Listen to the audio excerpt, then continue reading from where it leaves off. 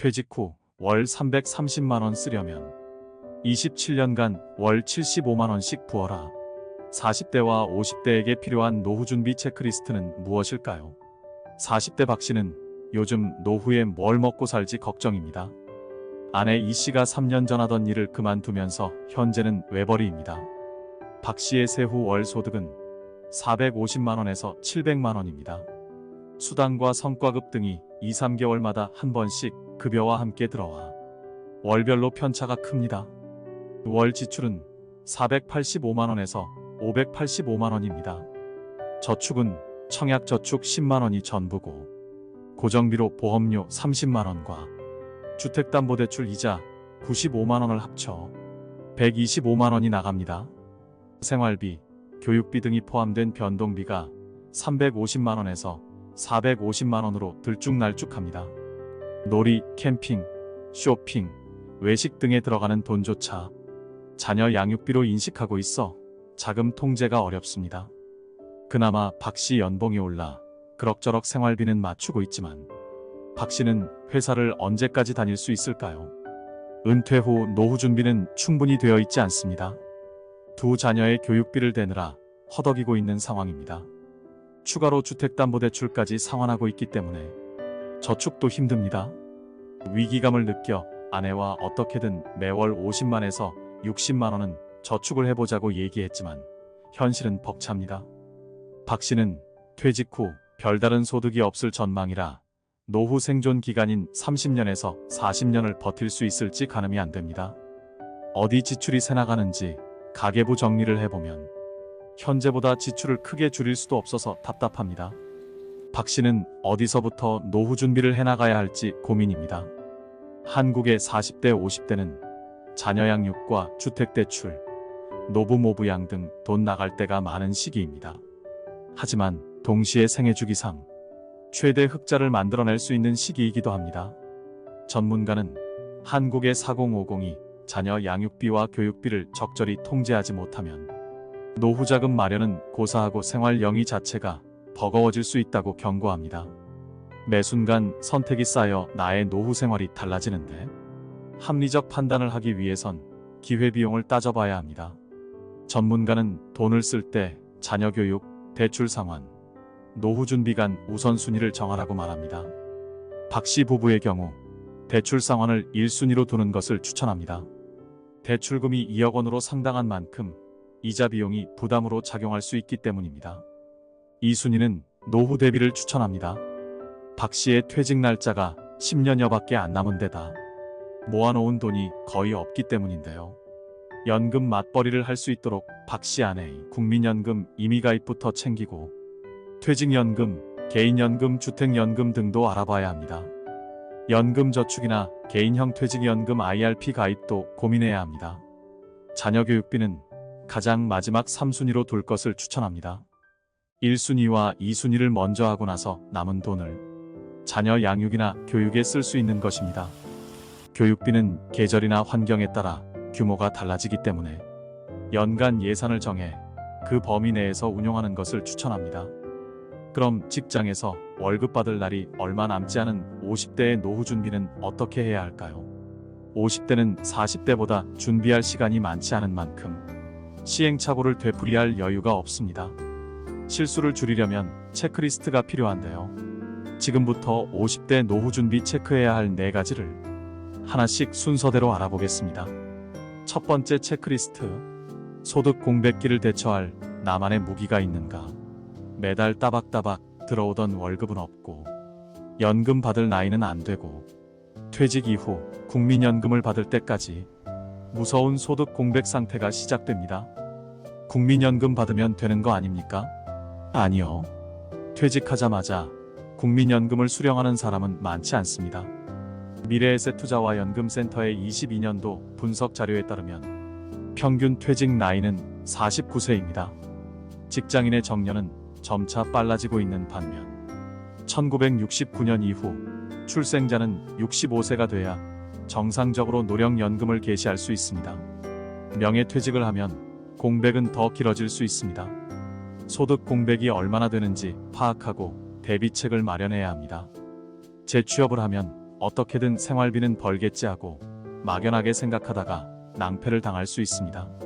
새로운 일자리를 찾는데 생각보다 시간이 많이 걸리고 찾는다고 해도 이전 직장에서 받던 만큼 벌 수는 없습니다. 눈높이를 한참 낮춰야 일자리를 찾을 수 있는 게 현실입니다. 그렇다면 퇴직 이후 소득 공백기 대책은 어떤 것이 있을까요? 먼저 퇴직급여를 연금 계좌에 이체하면 55세 이후에 연금으로 수령할 수 있습니다.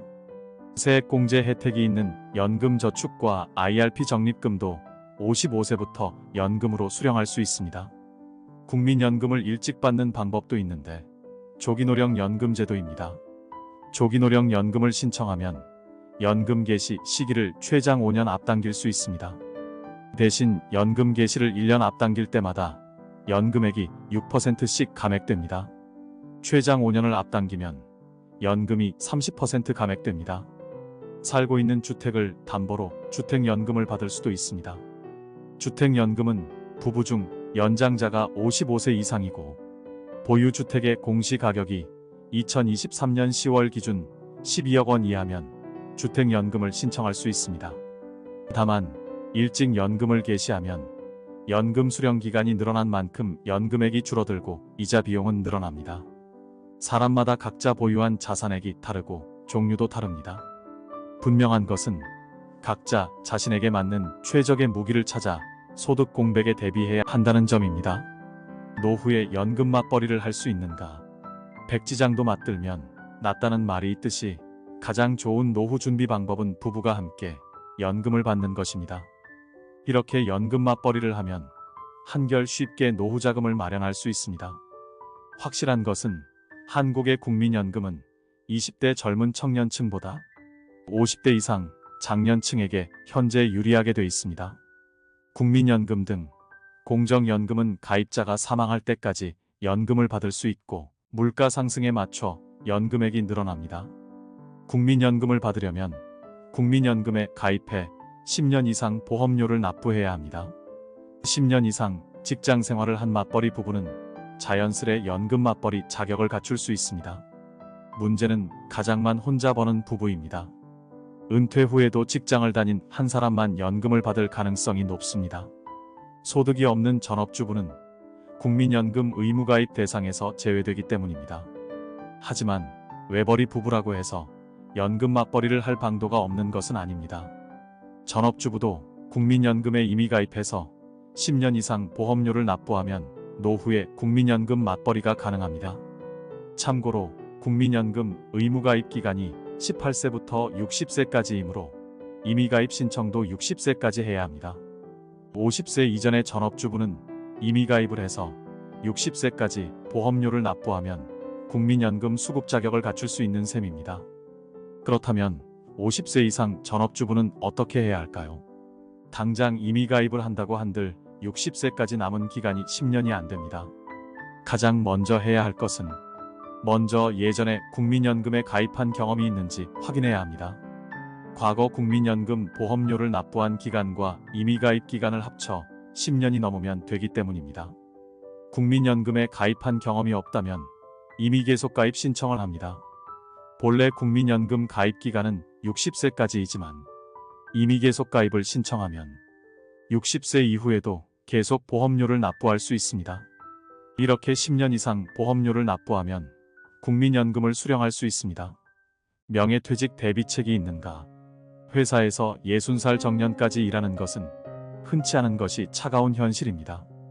특히 임금 피크 무렵 명예퇴직하시는 분들이 많습니다. 퇴직 후에도 재취업 자리가 있다면 명예퇴직은 목돈 마련의 기회가 되기도 합니다. 많은 분들이 명예퇴직금으로 창업을 시작하십니다. 하지만 창업 성공률은 매우 낮으며 단순히 퇴직금을 더 많이 받을 수 있다는 이유로 명예퇴직을 택한다면 퇴직 이후 있을 소득 공백에 어떻게 대비할지 살펴야 합니다. 명예퇴직금을 받으실 때는 세금도 신경 쓰셔야 합니다. 돈의 액수가 큰 만큼 세금 부담도 커지기 때문입니다. 명예퇴직금은 일시금으로 받으실 수도 있고 IRP와 연금저축에 이체하고 연금으로 받을 수도 있습니다. 일시금 수령을 하시면 퇴직소득세금을 원천 징수합니다. 하지만 IRP와 연금저축에 이체하시면 당장 세금을 떼가지 않고 나중에 연금을 수령할 때 부과됩니다. 연금은 55세 이후 개시할 수 있는데 일시에 수령하는 것보다 세금 부담이 30%로 확 줄어듭니다. 은퇴 전에 주택담보대출을 전부 상환할 수 있는가? 은퇴하기 전에 주택담보대출은 다 갚고 싶다. 퇴직을 앞둔 50대 직장인의 목표입니다. 어떻게든 퇴직하기 전에 대출금을 전부 갚기를 바랍니다. 하지만 원금은커녕 대출 이자를 상환하기에도 급급한 경우가 허다합니다. 만약 50대라 퇴직이 눈앞인데도 주택담보대출을 상환하기 어렵다면 어떻게 해야 할까요? 은퇴 시점에 맞춰 주거지를 이전하거나 자녀가 독립하는 시점에 맞춰 주택 규모를 줄이는 등 주택 다운사이징을 통해 대출금 상환 재원을 마련할 수 있습니다. 그래도 상황이 여의치 않으면 주택연금을 활용하는 방법도 있습니다. 혼합방식 주택연금에 가입하면 대출 한도의 50%까지는 인출 한도를 설정하고 나머지 부분만 담보로 연금을 수령할 수 있습니다. 인출 한도를 많이 설정할수록 연금액이 줄어들 수 있습니다. 인출 한도의 범위 내에서는 수시로 자금을 인출해 의료비, 교육비, 임대차 보증금 상환, 주택담보대출 상환 등의 용도로 사용할 수 있습니다.